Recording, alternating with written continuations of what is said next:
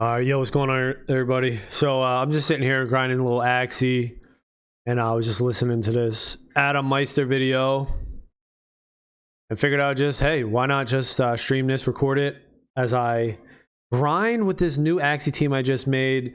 The team is Double Leafy, Clover, Synergy, trying to get some synergy. We got 2 carrots, we got a Ronin, we got little PIs, Cloud Tail. I'm curious to find that Indian Star, Kataro, Poppy in the back line. You know, we got a few heals, Rosebud, Poppy, Zigzag. So curious to see how this team rolls out. And just going to listen to this Adam Meister video. So that's it. I might pop in and say some stuff here and there, but I'm just going to chill and listen to this video. All right, peace. The fiat that you haven't even dreamt of yet because of glorious technology which governments hinder through regulation, which is ironic. If it were not because of this glorious technology that they hinder through regulation, they wouldn't be able to pull off some of this nonsense and extend these inflationary times. But they'll be able to do it, and because most people are comfortably numb, they love a comfortable dystopia, and we just have to come to that. That there are certain cultures in America, certain dominant cultures, that love being slaves, that love middle class.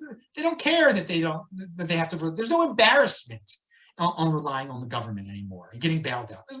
That's gone. But again, the cowboy culture is still out there. You just have to find it and be confident. But most people aren't very confident in themselves. That's unfortunate for them. For me, whatever. It's life.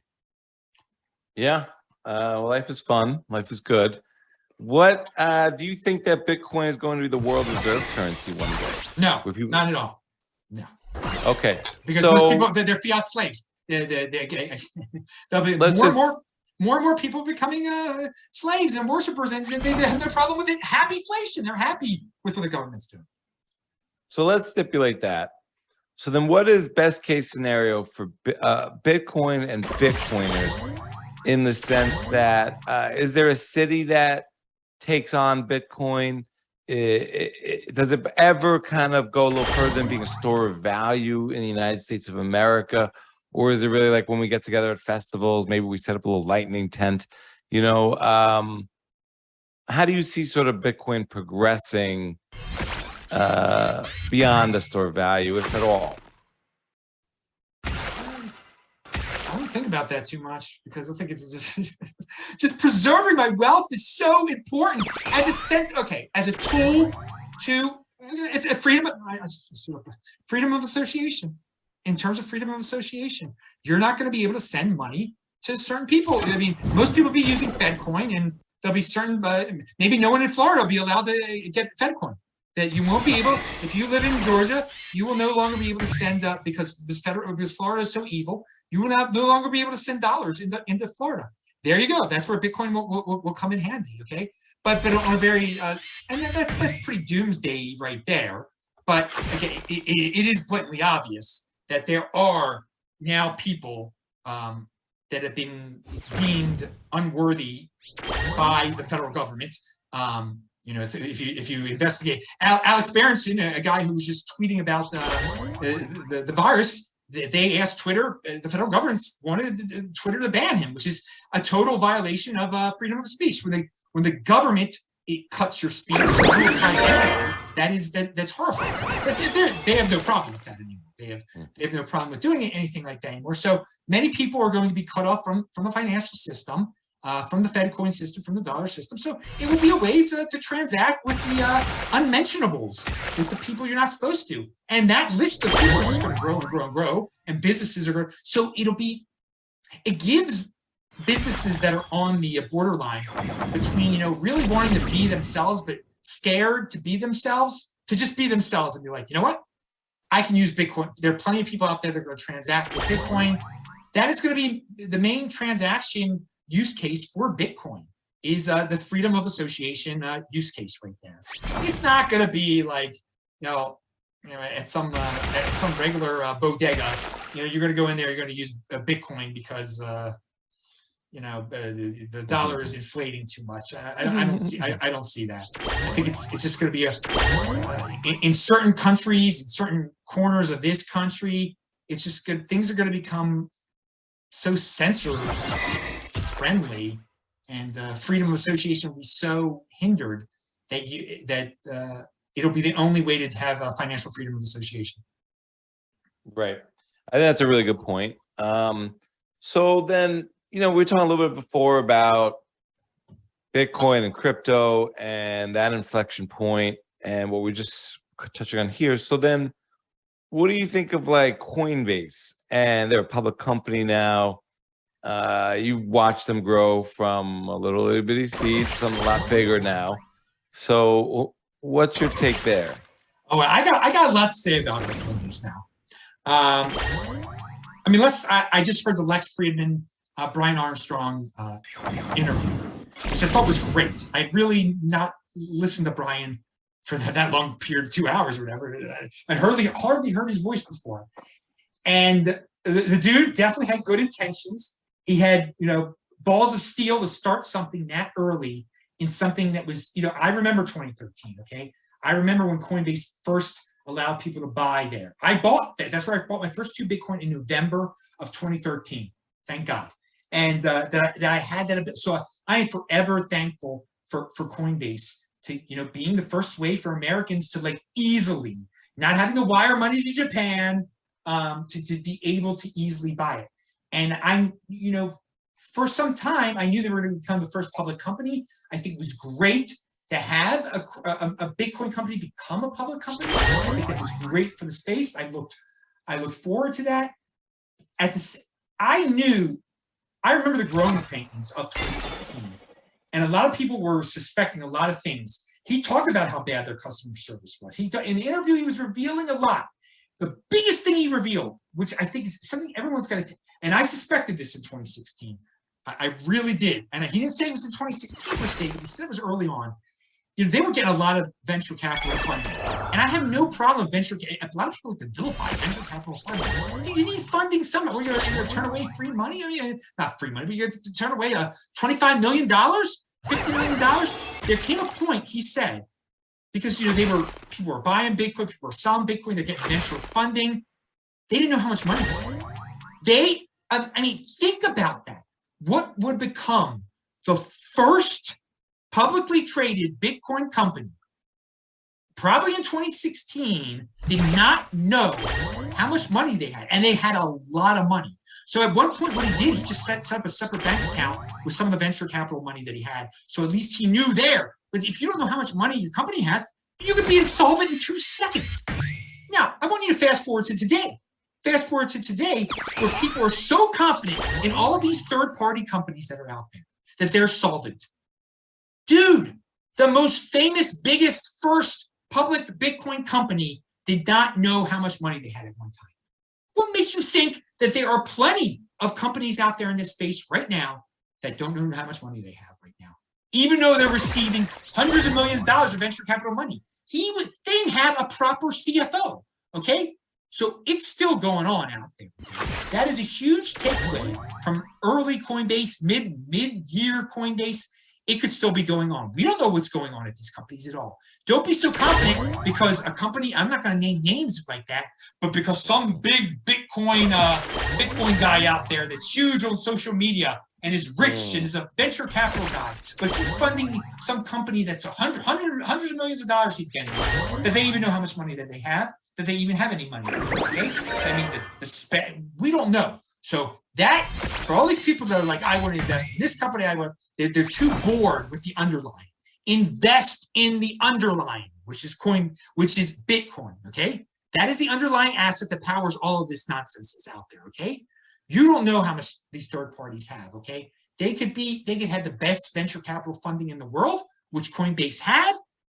They didn't know, they weren't being held by the venture capitalists to tell them how much money do you really have. That's unbelievable. That's how loose the venture cap.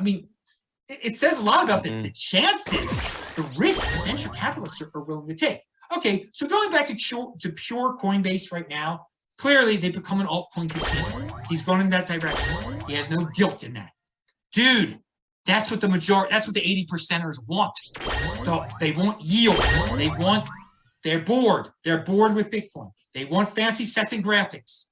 You see it in every aspect of life. He's got a publicly traded company. He's got to make money somehow. Okay, he's got to maximize shareholder value.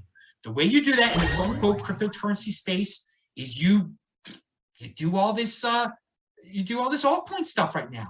What's the big? And right now he is holding his breath because the Ethereum merge is huge for Coinbase, because it will be such a quote unquote safe way to get your yield from Ethereum. Most people don't know how to, I don't know how many do you even need? How many Ethereum do you need? Ether do you need? 32?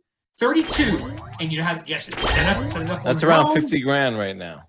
Yeah. But people don't know the technicalities behind that and how to do it properly. You just let Coinbase. You don't have to have 32 at Coinbase. Right. They do it for you. They've got plenty of 32s over and over and over and over again. So this is going to be a huge business for the exchanges, for Coinbase. All these, and most people out there right now they know Ethereum is the number 2 cryptocurrency. They don't know that you're going to be able to get yield from it. Like, I mean, people say, buy the rumor, sell the news. I think, once they do they're going to accomplish it. I think the price will go down. I think leading up to it, the price will continue to go up. But then it'll go up again after it goes down afterwards, because people are going to realize, like, wait a second, there are all these people that own a bunch of cryptocurrency. They don't have it on their Trezor. They have it at Coinbase. I mean, Brian talked openly about, he says he doesn't want people to hold there anymore. There's too much responsibility. But that was one of their that was one of the original things they wanted to be, was a Bitcoin bank originally. And maybe it's changed. I'm not in his head. But guess what? Most of the normies, most of the institutions, they got third parties holding it for them. Okay, and so people are going to say, wait a second, I've got the same amount of Bitcoin as Ethereum, or I have a little bit more Bitcoin than Ethereum, because I just diversified for the sake of diversification. Most people do that. Well, wait a second. Why don't I buy more Ethereum? Like, Bitcoin doesn't pay me any interest. Ethereum does pay me interest.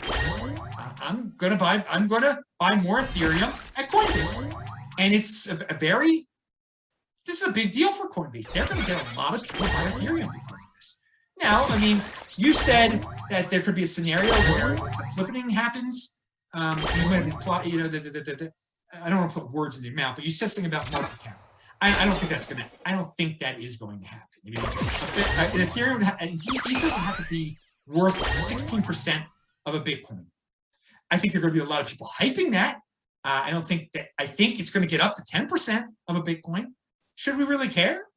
No, I don't care. I think Bitcoin will be going up in value too during this entire debacle, or not debacle. But I mean, if people if normies that never bought a cryptocurrency start flying into the space because they hear they can get yield on Ethereum, they'll be prone to get a little bit of Bitcoin on the side too. Maybe not as much as Ethereum, but whatever. But yeah, Coinbase is about to make a killing off of the Ethereum merge if it all goes successful, because we saw the desire for yield. I mean, that's what Luna was. That's what all these crashes were all about. And putting your precious Bitcoin at third party that offers you 9% was all about yield. I mean, you and I can scream to the rooftops, ignore the yield, because one of the, a social, I will say this about Bitcoin maximalists, Bitcoin toxicity online, which again, most people don't notice, but it does serve as a shield against a possible social 2017 Bcash type attack. We're not going to see, and that's the reason the toxicity formed in the first place, was to fight off that Bcash attack. But it's still there. It's still part of the protection system, the alarm system. And so I don't agree with all the insanity that comes from some of these guys sometimes. I think they might become sick in the head from their orthodoxy, from their Bitcoin inquisition type of ways, but that this exists in the social media Bitcoin space, that there is something that toxic, does basically make it impossible for when the time comes, when the ESGers out there fork off Bitcoin as an ESG Bitcoin, that people will not, it's impossible to really get, Bitcoin is the next Bitcoin. That is what, on a social level, those toxic guys guarantee. That you can't attack, you can't try to change that on a social level like the Bcash people were. It's impossible because of that toxicity. So that's a positive spin on toxicity there. It's also a reminder that, you know, the ESG narrative will be expanded to a point where someone famous will try to fork off an ESG Bitcoin. They will do it. But for all those people who want yield, you're going to get it. We're going to get this free Bitcoin crypto dividend called ESG Bitcoin, or whatever it's going to be called, you know, or friendly, you know, proof of stake Bitcoin, whatever. That's positive. I mean, it's not going to be the next Bitcoin because of our toxic brothers out there, and a lot of other reasons. But that's one of the reasons. And we'll just, that's how. Be patient, people. Long-term thinking. There are going to be plenty of other crypto dividends of Bitcoin. These forks that are done in attempts to socially divide everybody, but that fail and eventually go under 1%. I mean, Bcash was at 20%, 30% one time. I mean, if you would have said in November 2017, it's going to 1%, people would have laughed. People laughed at Tonebase. He did say that. Pound that like button for Tonebase, who always said it was going to go under 1%. And now it's just common thinking. What's Bcash? That thing, it's like 0.5% of a Bitcoin. They all trend it. You know, Jimmy Song used to say that all the forks trend to 1%, less than 1%. They all, but it's coming, dudes. Treat it, have a good mentality about it. ESG Bitcoin, treat it as a crypto dividend. When it's at 20% of a Bitcoin, dude, you get you trade that in for Bitcoin. There's your freaking yield right there, and it's totally. If you control your own private key, you're totally safe. Okay, when you well, anyway, we're not there yet, but I fully expect there to be those attacks of the ESG narrative growing to a point where someone has to do an ESG Bitcoin, and believe you me, there will be plenty. And again, it won't be state-sponsored, but there will be state actors like Elizabeth Warren who will be like, oh, maybe this one's all right. And then maybe if she were president, okay, she'll try to define what the real Bitcoin is at that point. That would be very interesting, wouldn't it? I could see something like that happening. But it failed. Because the United States is not the whole world either. It's not the whole world. And not, you know, that would be quite a social attack.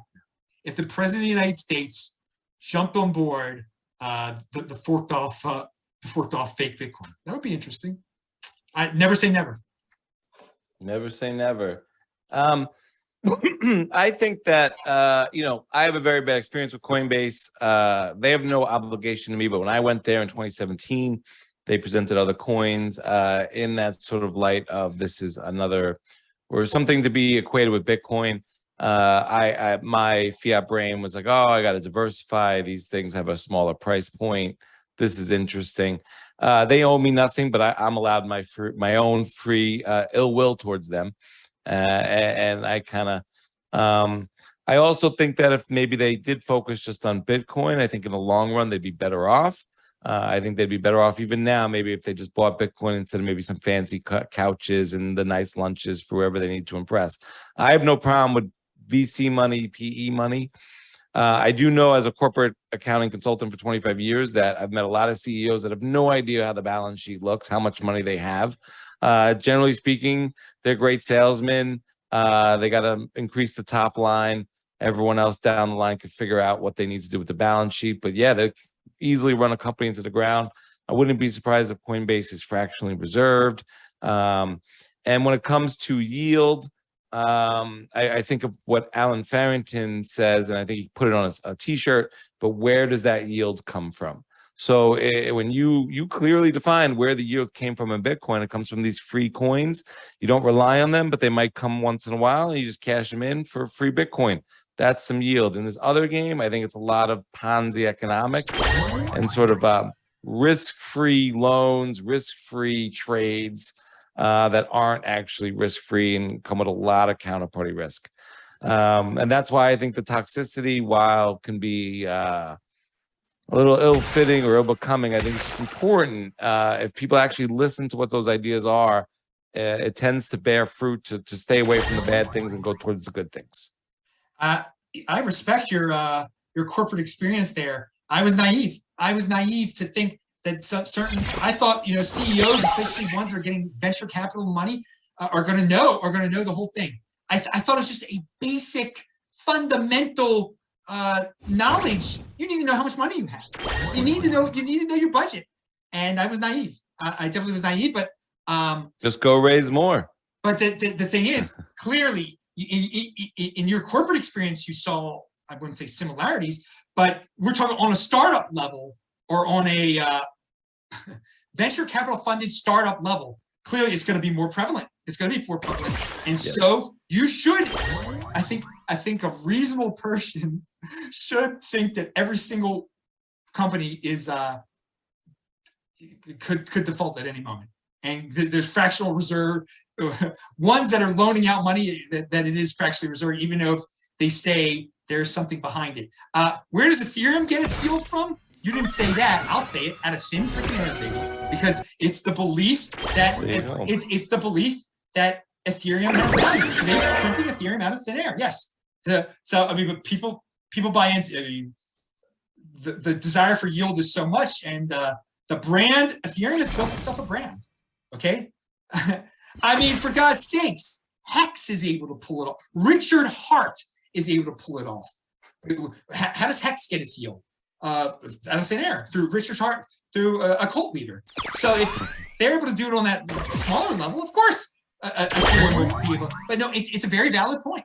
Where does when you're that Farrington, whatever you pronounce his name, where does the yield come from? It's interesting to analyze that with Ethereum. It's being printed out of thin air, just as Hex is, right? Yeah, it's the same thing. Just different level of professionalism. That's all. Mm-hmm.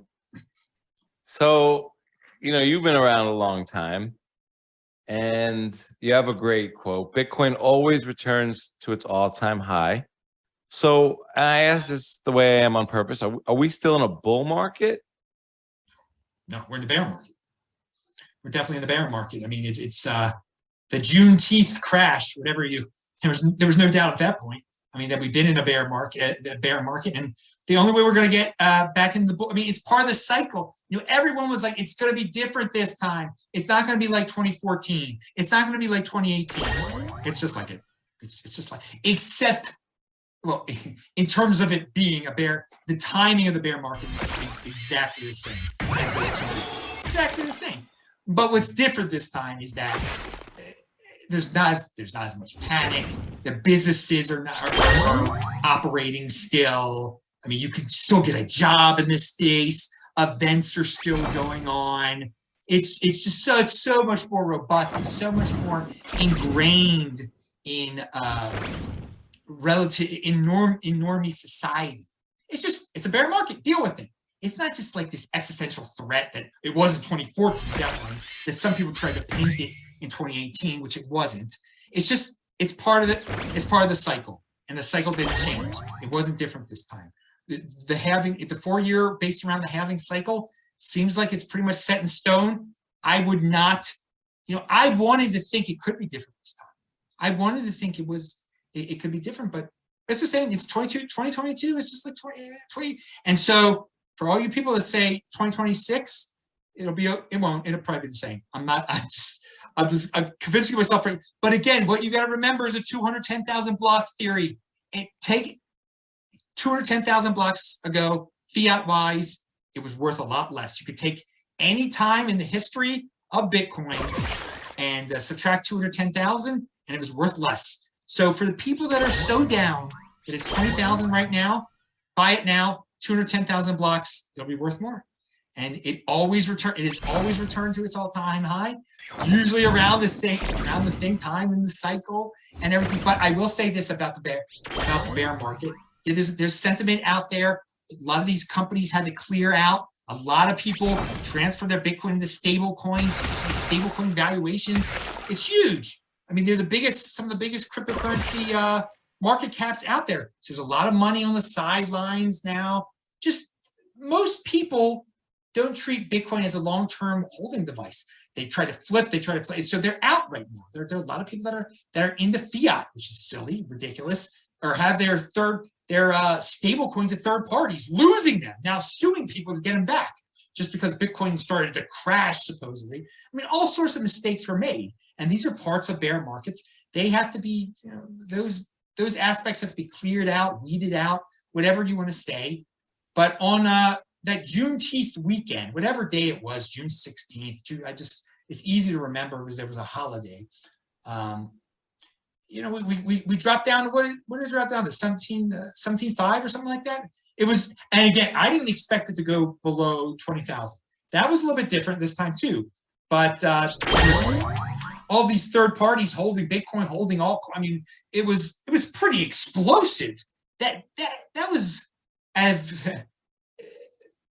it was based around money instead of based around the fear of a virus, the fear of a war. So simply based around finances, that was the most drastic shift I've seen. It was the quote unquote worst day that didn't deal with rumors about wars and viruses in the history of Bitcoin. Whatever, you see it, but it was 17.5 for the bear market to be over. We got to get to 36,000. It's got to double, and so until it doubles. I mean, I don't want to freak anybody out, but it could go down there again. It could get a little bit lower, maybe. But last time around, it cratered. It was about 3,100 in December or November of 2018, and it took about 6 months. It took till June for it to get to 6,200, and then that's when, and it never got back. It never went below 3,100 after that. Obviously, that is when the true bull market starts. When you can double and you're not going back down to the previous low of the cycle, because that was the low of the cycle. The cycle is defined at that point. So yeah, we're in a bear market. Whatever. It's just that's the way it is, and it's if you should have more Bitcoin than you ever did. On Juneteenth, I bought 0.3. Okay, Adam Meister rarely buys Bitcoin. Rarely. Makes a proclamation on Twitter, shows the screenshot of when I do it. The time before I did that was March 12th and 13th of 2020 during the virus panic, when I bought 2 Bitcoin for like a combined a little bit over $10,000. So that was a rare opportunity. It was a very rare opportunity. I mean, there was for months and months, people were like, "Oh, I wish I feel bad now that I didn't buy it at 20,000 in 2017." We'll never get back. But we got to December of 2017 briefly here and there during the last few weeks and everything. So you had your opportunity. I took advantage of the opportunity, and I already got plenty of darn Bitcoin. It's the rich get richer. I mean, but that's personal responsibility as a new counterculture. And I've said this before. In a year or 2 years, next halving, a little bit after that, when we're booming, people are going to say again, you just got lucky. You bought it you bought early. You did this, you did that, you did whatever.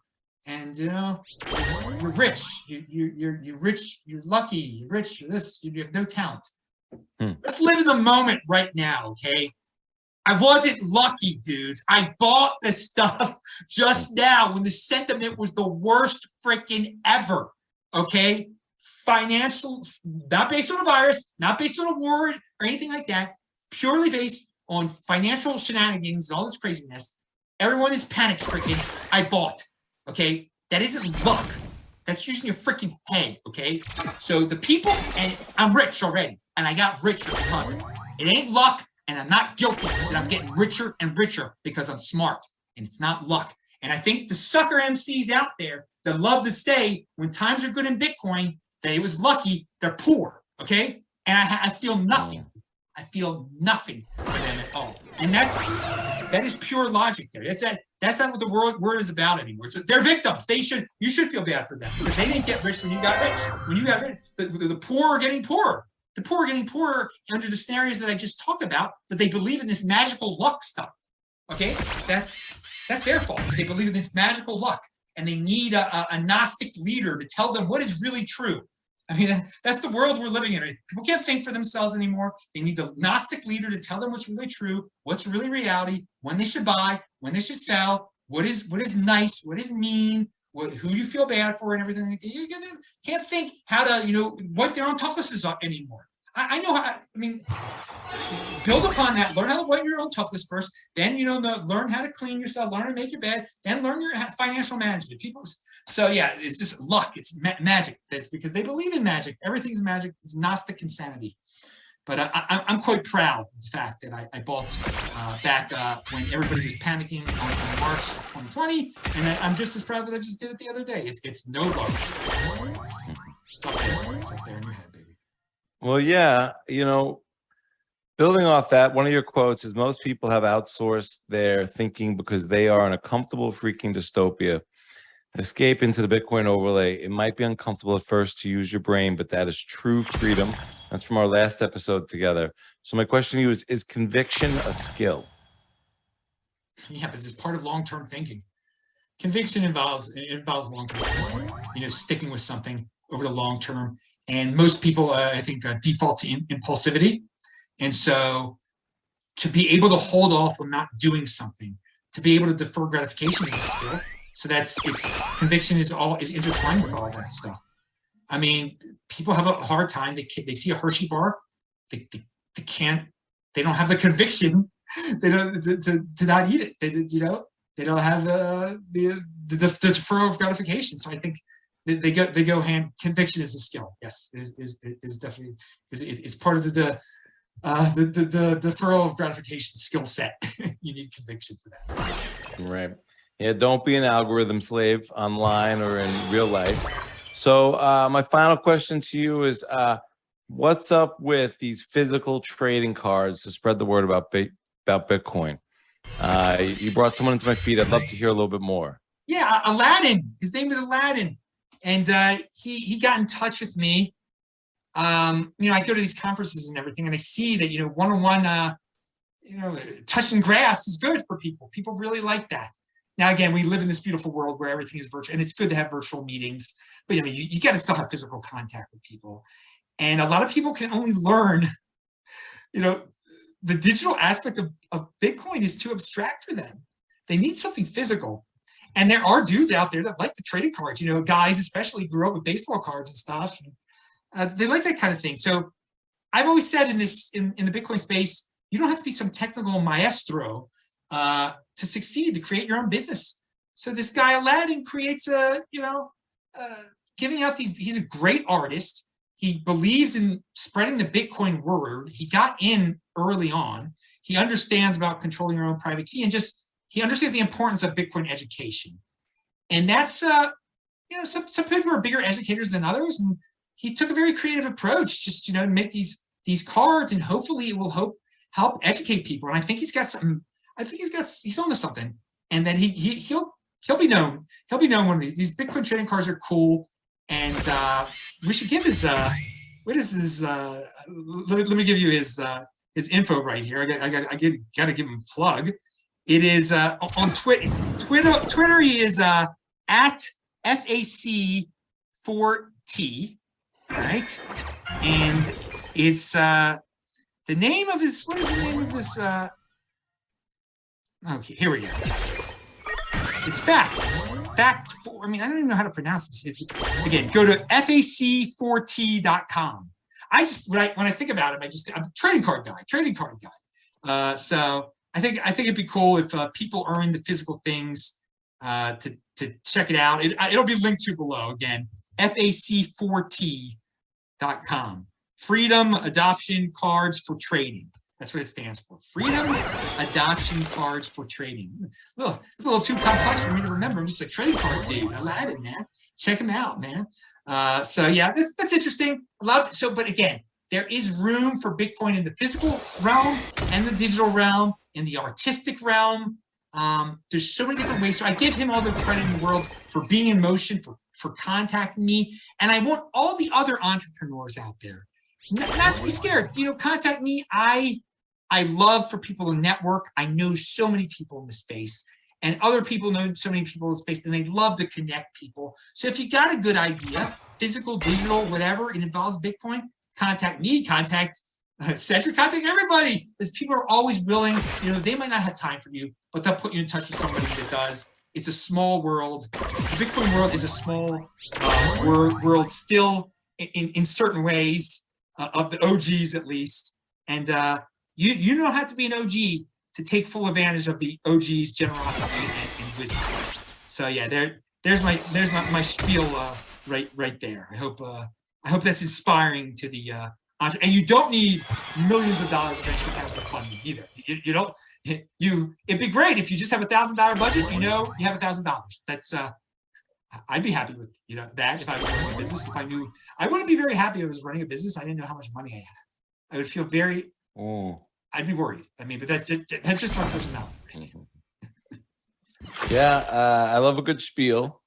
I'd love to hear your advice, maybe to new Bitcoin hodlers. Maybe they're not looking to move and shake. They're not looking to leave their day job, day career, even maybe just yet. They're new to hodling. And then, any parting words and where people could find you. The hodling thing is don't get tempted by yield. Remember that you are a hodler. If you need a reason, a mathematical reason to be a hodler, something, a time limit, you need some type of restrictions. Remember 210,000 block theory, that this is your 4-year savings plan. Do not touch it for 4 years, for 47 months, for 46 months, whatever 210,000 blocks ends up being. You're telling yourself, I bought it at $30,000. Oh my God, it's 20,000. I'm going to panic. No, you're not going to panic, because it's your 4-year savings plan. It's your 210,000 block savings plan. That is your restriction. You've got it. Hopefully you've got it locked away. If you need to lock it away on your Trezor, bury it underground somewhere. Figure that out. But just get it through your mind that holding means 4-year savings plan. If you need clear definitions like that. Some people don't. They're just like, yeah, I'm holding long term. When my kid gets to college, blah, blah, blah. But some people need really definite time. And then you can start trying to calculate, well, what day is it going to be in 2026? But what I would also do is don't check the price every day. If you feel yourself your weak hand again, don't get caught up in the Twitter drama. And if you do, remind yourself that's not everything. That doesn't, just because some guys that love Solana say that Bitcoin is toxic now, and that is going to bring it down because these Bitcoiners are hating on each other. That's not true. Most people don't know about that. So you got to leave the social media cryptocurrency space if you start believing that stuff is true. If you start believing those kind of narratives, those are just purely narratives. That is not real life. It does not affect, Bitcoin does not care that two maximalists are cursing at each other. It doesn't care. It's not a person. It has no emotion. It is not a religion. All right.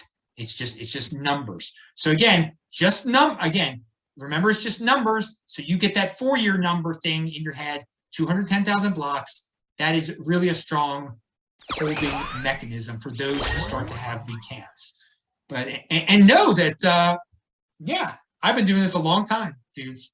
I've seen ups and downs. I've seen worse. Live through a cycle too. That's another. Your class of 2021. Wait till 2025. Because most people I talk to, once they've lived through a cycle, they do have a completely different mentality. But most people don't make it through the cycle. Know that you're elite too. If you can make it through the cycle holding, if you can make it through this 4 years, most people cannot do it. They are way too impulsive. They do not have the conviction, long-term thinking skills. Their long-term thinking skill set is horrifying. So just, you want to be elite. Everybody loves being elite. You become truly elite when you make it through that 4-year. And so keep putting that as a goal also. So some people are very goal-oriented right there. I want to be elite. Make that be your goal. As for where people can find me, on Twitter, TECHBALT. That's TechBalt, like Technology Baltimore. It's something that I've kept through the years. I thought technology should come to Baltimore. Technology doesn't come to Baltimore, dude. It's just panic and fear and viciousness, and relying on the government. That's Baltimore. And if you don't like it, get out, like I did. Or you can complain all day and be a tree. Also, disruptmeister.com takes you to all my videos. Look up Bitcoin Meister on YouTube, Adam Meister on YouTube. But no, I do tweet every single day. I do tweet every single day, and you can always DM me there. And if you want consulting services, and if you want hardcore networking consulting type of stuff in terms of like really setting up a plan, how to put your business. I mean, I'll all sorts of things I'm open to. But the time is money and stuff like that. But little questions here and there. It's fine. I'm always open to them. But hey, pound that like button for people watching this on my channel. Do a super chat. Thanks for all the support, everybody. And I always love talking to you, Cedric. Cedric is one of the he's a hardcore dude in the space. For those watching my channel that aren't familiar with him, you should know who he is. If you don't know who he is, you're too into fancy sets and graphics and looking at bikini babes instead of listening to content of smart guys like this. Well, we need to spread the awareness. I'd love for my audience, in your audience, to mix and mingle. Adam Meister, aka the Bitcoin Meister, aka the Disrupt Meister, he comes with receipts. I'm looking at here at your pinned tweet. There's a Bitcoin flashback to September 19th, 2014.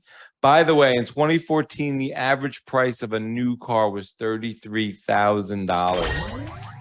Adam says that people in 2014 on September 19th, Adam says that people should buy $10,000 worth of $420 Bitcoin instead of buying a $50,000 car. So mind you, today, average new car is $48,000. So we're talking about around $100,000 today of Bitcoin, which would be about 5 Bitcoin. But those 23.8 Bitcoin today are now, well, in 2021, when you wrote this tweet, were worth over $1 million. Today, they'd be worth around over $400,000, right? And that shows the receipts and the proof of long-term thinking and conviction. You're not saying it today to people and only saying it with the reference of this could happen in the future. But you've said this before, you've lived this before, and you've made this proclamation before. And it's not about human proclamations, in my opinion, but what the Bitcoin protocol and the network does and what it's designed to do. But you have a human receipt of calling it. And so 8 years, he turned $10,000 into $400,000 in 8 short years. Putting it to record. It's one of the reasons I started the podcast. Was when I was talking to friends in real life and family in real life, and they were not listening. I wanted to find people who were interested in what I was, and to have good conversations, but was to have a record of, hey, I was interested in this thing when I said I was. Because when I was 20 years old and America Online came out, or Dell or Microsoft, and I didn't buy any. Well, 10 years later, well, I called it. Well, prove it. Well, I can't. So, the show in a way is proof of me saying this is important technology, but you're coming with this proof of this video from 2014, which I just wanted to call out. And I think about a lot. So, yeah, $420 Bitcoin. I said it. Buy it then. I mean, now with 20,000, that alone shows you how much it's changed. But no, you watched all my old videos. I haven't strayed from just buying more. I know I thought he was going to say that alone shows you how rich I am. Boring, but it's been a very valuable. Well, you're not a boring guy, and savings technology is very boring. It's one of the things I find very ironic about what we do as Bitcoin evangelists or people who want to spread the awareness. But, prior to Bitcoin, I never really wanted to, talk to my friends about financial technology or a great checking account with yield. I didn't talk about it at parties about a great APR or something. So it is changing my world in very different ways. Why I think it's more than just a basic piece of monetary technology, but it creates a lot of passion and enthusiasm. But I love the receipts. I love what you've been doing. You know, I was thinking about people to bring back, and my wife was like, "You got to bring back Adam." She's a big fan. I'm a big fan, and I always love catching up with you. Yeah, well, it was my pleasure. I love the energy, man. I love it. I love it. Awesome, bro. Thank you so much. Bye, everybody. See ya. Thank you. Peace. I'm gonna pause.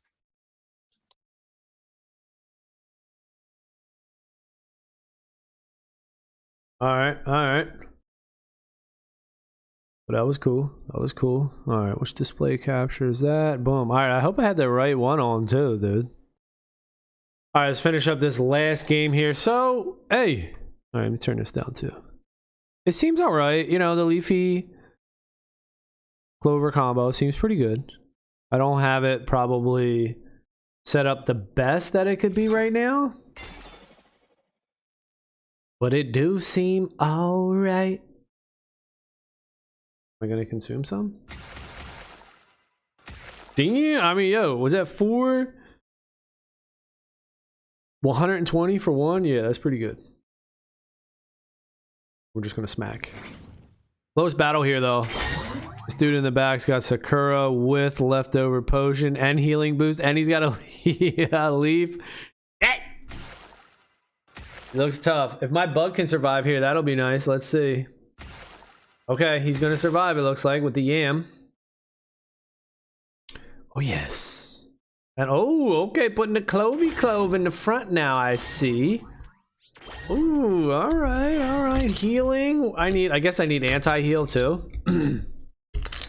It seems like it. I don't even want to pull oh, this is my front dude. Should I just heal? 60, yeah, let's heal.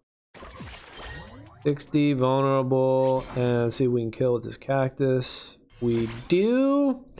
Alright, so it might be a little tough. We got poisoned up, but yo, leaf is the counter to poison, so having a Clover in the middle is pretty good here.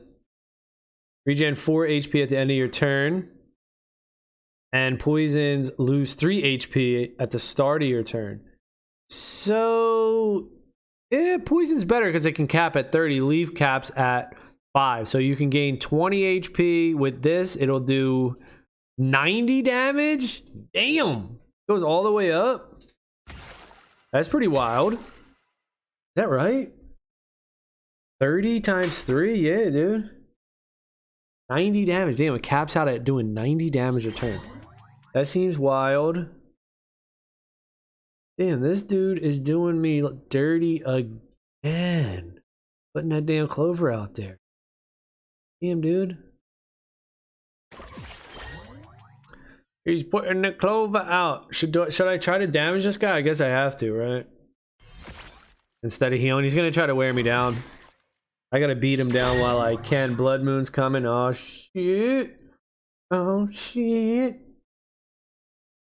That's Sakura. Leftover potion, leaf, and healing boost. Damn, how do you get healing boost? Does he have, Oh, he's disarmed? Uh-oh. Double shield. That double watering can. I guess I can turn him off, though, right? Turn them off so you can't play nothing. I'm gonna try to beat, dude.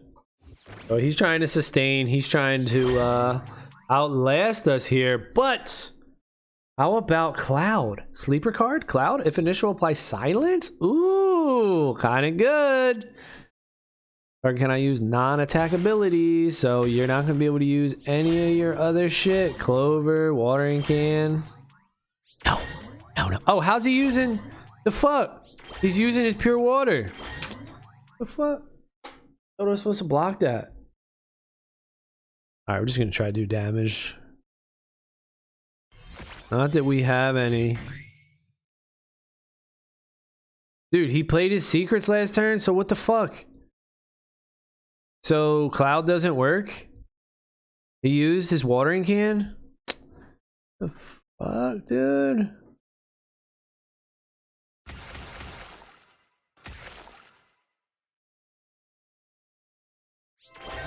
The fuck? How do you use his watering can? Ah, Blood Moon, no.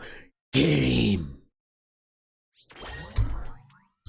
That's weird. So Cloud seems like it's good, but if it ain't gonna work, it ain't good. All right, let's see what we did. How do we do in that battle with our Leafy team? All right, we did 1, 2, 3, 4, 5, 6 wins and 1, 2 defeats. Oh no, hold on. This team right here. 1, 2,